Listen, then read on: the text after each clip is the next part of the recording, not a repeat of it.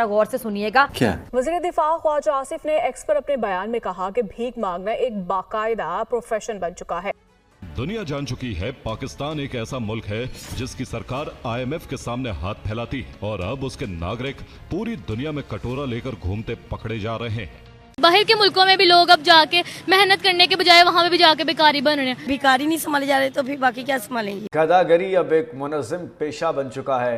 गदागरी का कारोबार मुल्क में सबसे ज्यादा रोजगार मुयस्सर कर रहा है। इसके बाकायदा ठेकेदार मौजूद हैं जो बच्चों, औरतों और जाली माजूरों को भर्ती करके करोड़ों कमा रहे हैं। ओ मियां वज़ीर दिफा साहब, भीख मांगना मुनज़्ज़म कारोबार और बाकायदा प्रोफेशन, ये तो टॉप पे है। आपके वज़ीर आज़म ने क्या कहा था कि मैं जाता हूँ, अल्फाज आगे पीछे हो सकते हैं, क्यों पता है भीख मांग रहे हैं। रोजगार के नाम पर विदेश जाने वाले पाकिस्तानी नागरिक टूरिस्ट वीजा लेकर दूसरे देशों में पहुंच रहे हैं और फिर सड़कों पर भीख मांगते हुए पकड़े जा रहे हैं। हैरानी की बात यह है कि अब तो मुस्लिम देश भी पाकिस्तानियों को बर्दाश्त नहीं कर पा रहे। सऊदी अरब, UAE और अजरबैजान तीनों ने हजारों पाकिस्तानियों को भिखारी बताकर बाहर निकाल दिया है।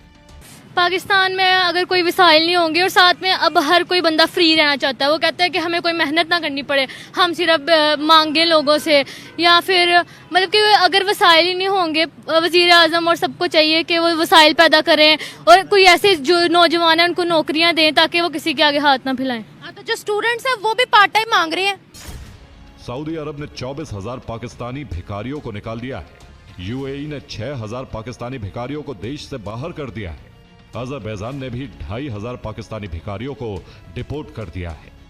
तीनों मुस्लिम देशों ने 32,500 पाकिस्तानी भिखारियों को निकाल दिया है। पाकिस्तान के फेडरल इन्वेस्टिगेशन एजेंसी यानी FIA के डायरेक्टर जनरल रिफत मुख्तार रजा ने खुद नेशनल असेंबली की स्टैंडिंग कमेटी को बताया कि इस साल दुनिया भर से 51,000 पाकिस्तानी भिखारियों को निकाला गया है। पाकिस्तान की अर्थव्यवस्था कर्ज पर जिंदा है और उसकी जनता अब दुनिया के दरवाजों पर भीख मांगती नजर आ रही है। अखबारात के अंदर भी ये छप गई चीज बैनुल-अक़वामी सतह पे कि उन्होंने तरदीद कर दी उस बात की जिसका दावा कर रहे थे पाकिस्तान के वज़रा।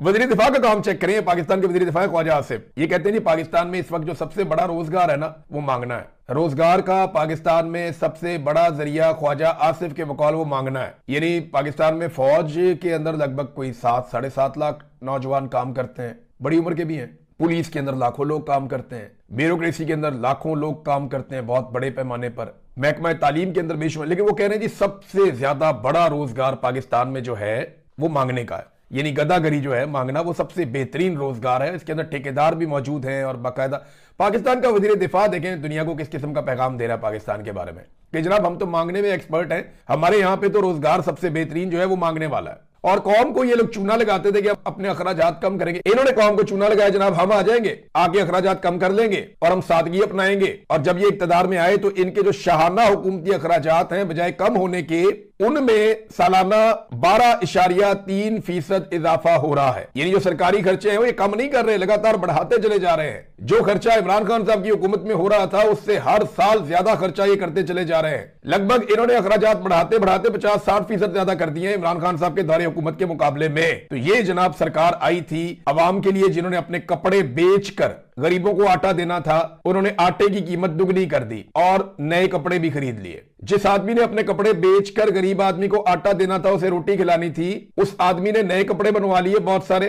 और जो गरीब पाकिस्तानी हैं उनके लिए आटे की कीमत दुगनी कर दी। कैसे फ्रॉडिये जो पाकिस्तान के ऊपर मुसल्लत हुए और ये फॉर्म 47 के जरिए से आसिम मुनीर साहब ने मुसल्लत किए हैं। देखिए दावे ये करते हैं, मैं दावा आपके सामने रख दिया, हुकूमती वज़रा आते हैं टीवी चैनल पे इधर उधर बैठते हैं, मैं सबके लिए बता रहा हूं कि डाटा इनके मुंह पे मारे आप। ये चाहे अपोजिशन का जो भी आदमी बैठा हो, मीडिया का जो भी आदमी बैठा हो, जब भी हुकूमती आदमी ये दावा करे ना कि हमारे पास 21 अरब डॉलर है कौमी खजाने में, तो ये डाटा आपने इसके मुंह पे रख के मारना है। कोई भी हुकूमती वजीर आपसे ये बात करे, जैसा सवाल वैसा जवाब, या जिस तरह की ये बात करें वैसा इनको जवाब दे। कौम को बेवकूफ समझते हैं। ये जो 21 अरब डॉलर की ये गर्दान करते हैं ना, इनमें से 6 अरब डॉलर कमर्शियल बैंकों का पैसा है। किसका है? कमर्शियल बैंकों का पैसा है, उससे इनका कोई ताल्लुक नहीं है। 6 अरब डॉलर निकल गया, 12.5 अरब डॉलर आपके दोस्त ममालिक का है लगभग। ये जो आपके दोस्त ममालिक है, चाइना हो गया, UAE हो गया, सऊदी अरब हो गया, कतर, ये आपने मांग मूंग के पैसे इकट्ठे किए हुए, ये 12.5 अरब डॉलर ये दोस्त ममालिक के, तो 18.5 अरब डॉलर तो ये निकल गए। अब इसमें से IMF का पैसा जो है, जो उनसे लेकर आपने बीच में डाला हुआ है, वो लगभग कोई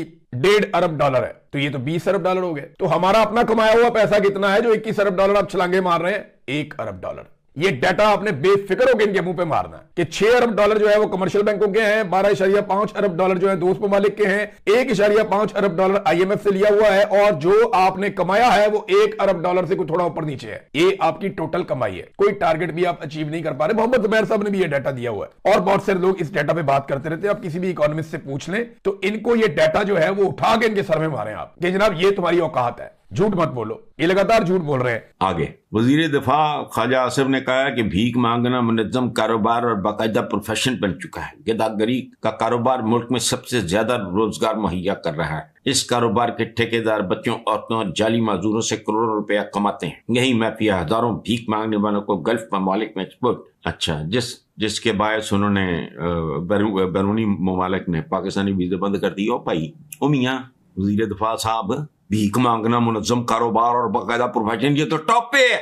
आपके वजीर आज़म ने क्या कहा था कि मैं जाता हूं, अल्फाज आगे पीछे हो सकते हैं। तुम पता हो भीख मांगने आया या पैसे मांगने आया, ये कर री रोल कर दो। तुम्हारे ब्रदर इस्लामी मुल्क ने नहीं कहा है नहीं, चलो साल के लिए नहीं री रोल करना, 1 महीने का टाइम देते हैं और सूद उसमें ज्यादा होगा। खत्म, तू ऊपर से नीचे। और याद रखे, किक बैक और कमीशन भी भीख होती है। बड़े बड़े मेगा प्रोजेक्ट्स है, जरा माल बनाया जाता है या खादा जाता है, वो क्या होता है? भीख होती है। वो पाकिस्तान के वीजे बंद करते थे, फिर की करिए, हूं खुलवा लो। तो जाहिर है कठपुतली जो है वो कठपुतलियों को ही जन्म दे सकती है ना। कठपुतली वो औरत तो नहीं होती कि वो वैसे जन्म दे, तो उसकी कॉपियां होती हैं, वो नीचे तक वही कुछ गया है, कठपुतली है बस, ठीक है। अच्छा, दूसरी बात जो मौलाना ने इरशाद फरमाई है कि लोग और सरमाया मुल्क से बाहर जा रहे हैं, जाने दो, रोक सकते हो? मैं हैरान होता हूँ, जब से होश संभाला है कब्र किनारे पहुंच गए, वही घिसी पीटी बातें। हमारे लोग और सरमाया मुल्क से बाहर, तो करो कुछ। मेरा तो शोभा नहीं है सियासत। आपके हाथ में एक तरफ सियासी, दूसरी तरफ मजहबी तलवार है, तो कुछ करें। हमें क्यों बता रहे हैं? हमारे लोग और सरमाया मुल्क से बाहर जा रहे हैं। ये थे कहते जी ब्रेन ड्रेन, कुछ का ख्याल है ब्रेन गेन। माशाल्लाह माशाल्लाह, ब्रेन लेस सारा कुछ हो रहा है। पार्लियामेंट में कानून साजी भी इस तासुर को मजबूत कर रही है, सबनू पता है। यानी मैं हैरान कौन बात है। आप ऐसे ही है कि आदमी को भूख लगती है, जब तक वो जिंदा होता है उसको प्यास भी लगती है। ये किड़ियां गल्ला ने, हैरान कौन। कब तक खूबसूरत अल्फाज और दिलकश जुमलों से अवाम को बहलाया जाता रहेगा? कमाल की बात। मैं तो कहता हूँ इस मुल्क की नाम निहाद मकरूह सियासत का और गलीज जमहूरियत का, फ्रॉड जमहूरियत का एक राग है, गागेगी। कभी किसी बदबख्त के मुंह से मैंने ये नहीं सुना ये हो चुका है, नहीं हो जाएगा, माशी हालत बेहतर हो जाएगी, फलाना कर लेंगे।